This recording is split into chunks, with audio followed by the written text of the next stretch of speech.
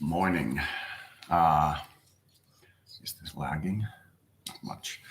I usually don't do these or give much credence to these, what I would call negative predictions. The predictions of solar flares suddenly frying the planet, or the good ones getting ascended and the evil ones getting smashed. You know, this hoopla around the end of the world. But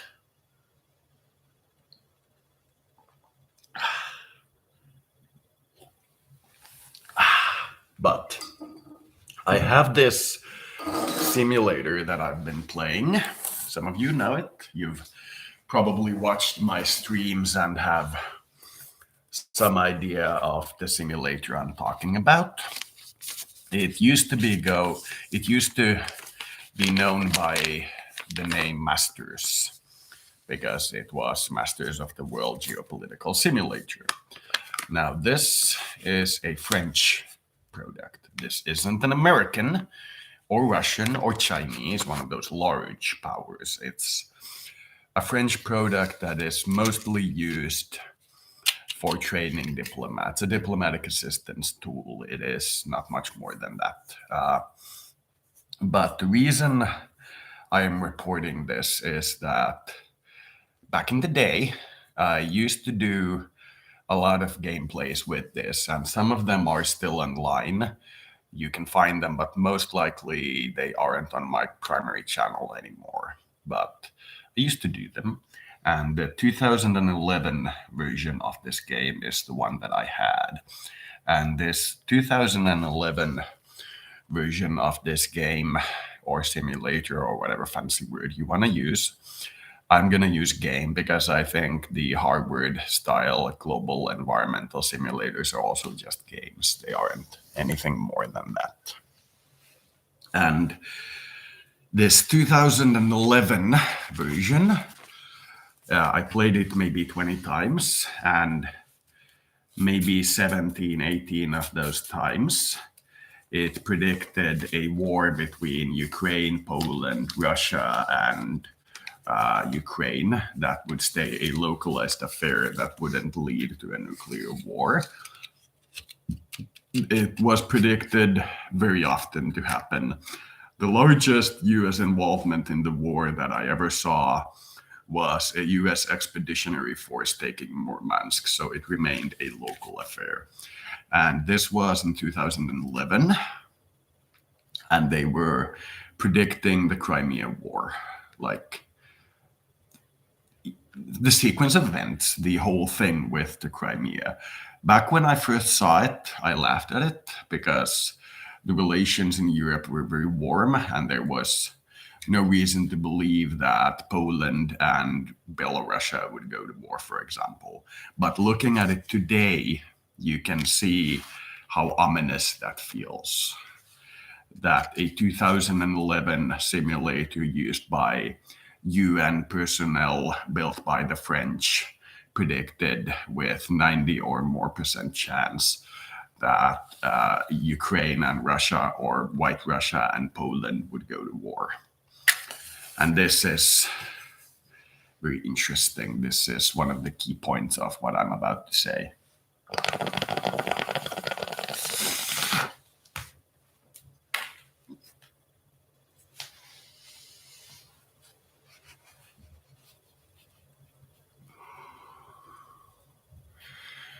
Now, this same simulator in its 2021 version predicts a 95% chance of global thermonuclear war by 2035. So I normally, when it's just, I have this hunch and the spirits tell me, and you know, all that crazy stuff, I don't report it much. I may occasionally mention that I've heard from the spirits, which is one of the words for all this mumbo jumbo and this community. If I see a well-noted alternative healthcare or alternative right or whatever speaker say a prediction of some sort, I may report it with I have heard from the spirits and leave it at that. But because this model I played many times, and it always predicted a war between Poland, Belarus, Ukraine, and Russia. And it changed who was fighting who, but something in that region was predicted to explode, and this was in 2011, so 10 years ago. And now we're seeing it come true. This very same model, updated to the modern day, 10 years later, predicts a 95% chance of global thermonuclear war. Now, usually I brush off these worries easily because I seriously doubt that humanity is that determined to kill itself. But because this happens to be an accurate simulator, it has managed to predict the future before in an area where I did not believe such a thing would happen. But it happened. So, because this model has been exquisitely accurate in its predictions, I am putting this out there.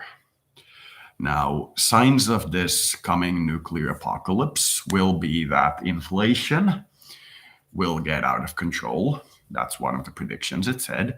Currently, it's still marginally in control. I'm talking about not in any way in control.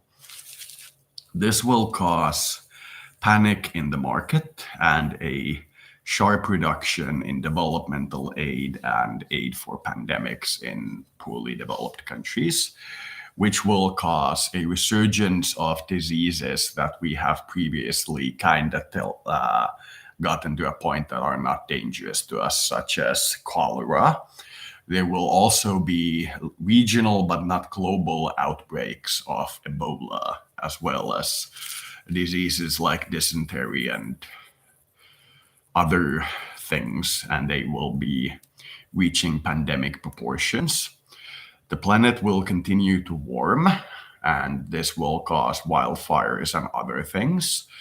And there will be more and more crises of this nature.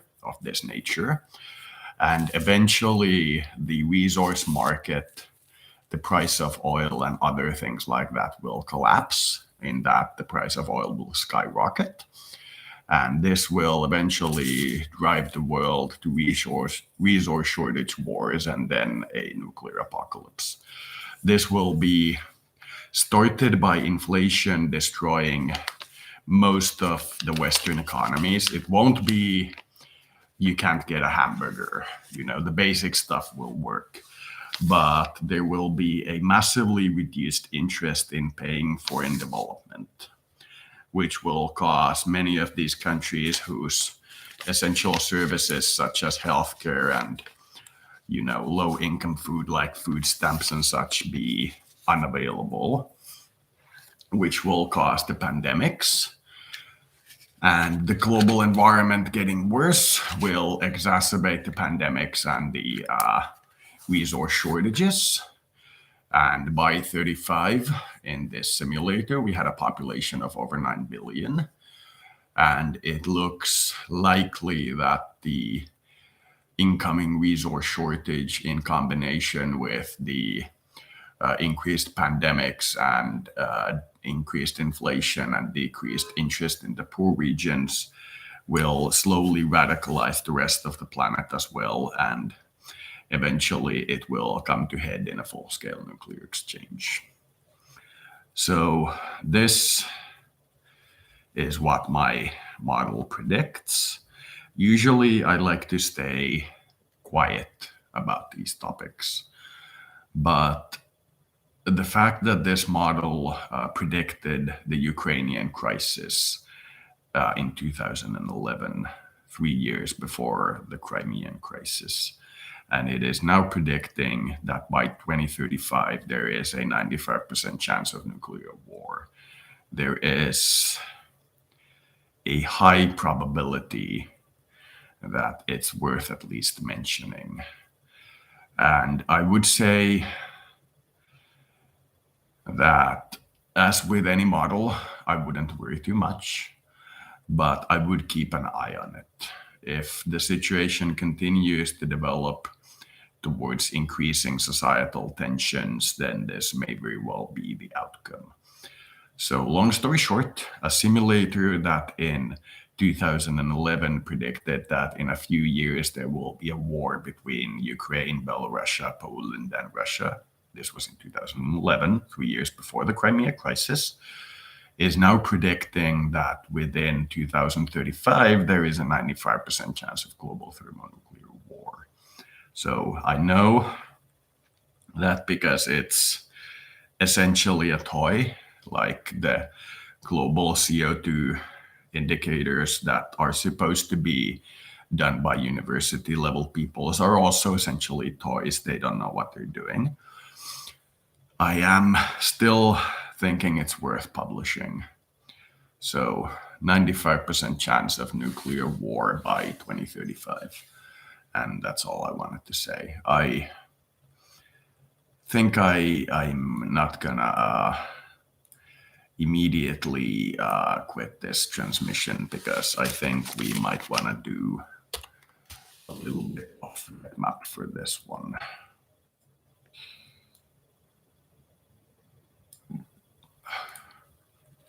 So,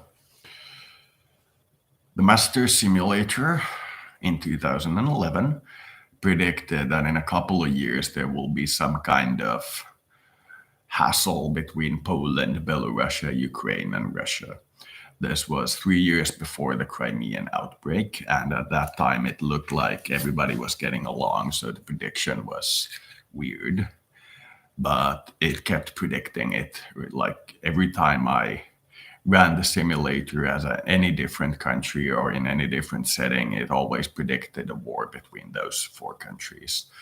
It also predicted that said war would remain local.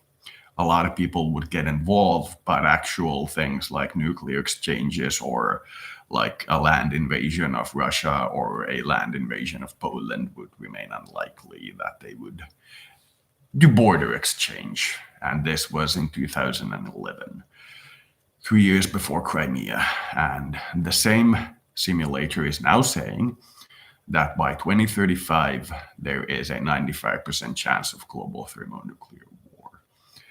So I'm not one to usually report these gloom and doom things. I'm usually very quiet about it because I don't want to empower this level of thinking. But due to the fact that every time I played it previously, it predicted the Belarusian, Ukrainian, Polish, Russian conflict. Every time. There may have been 1 out of 20 where it didn't, but it was near universal. It is now predicting a 95% chance of global thermonuclear war by 2035. So keep that in mind.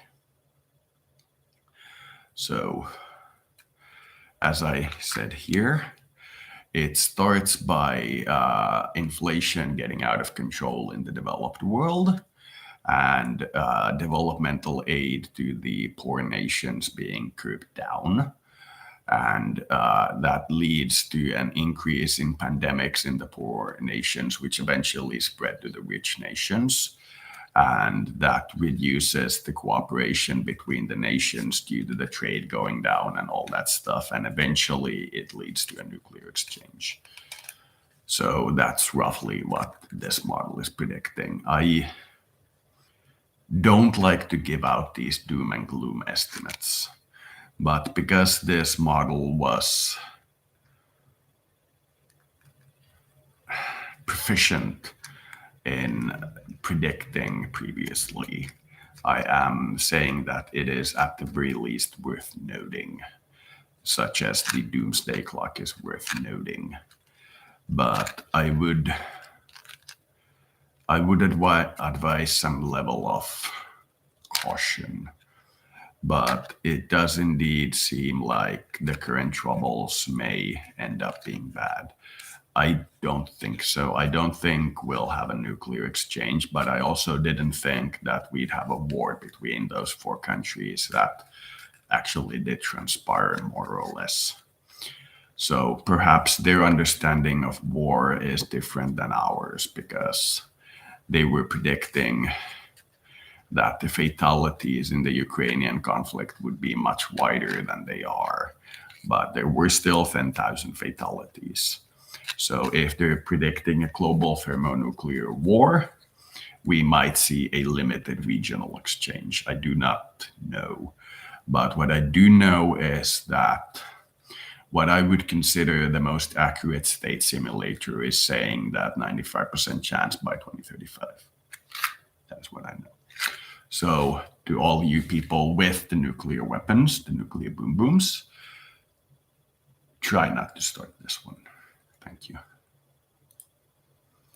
So that is all I want to say about that. So thank you for watching.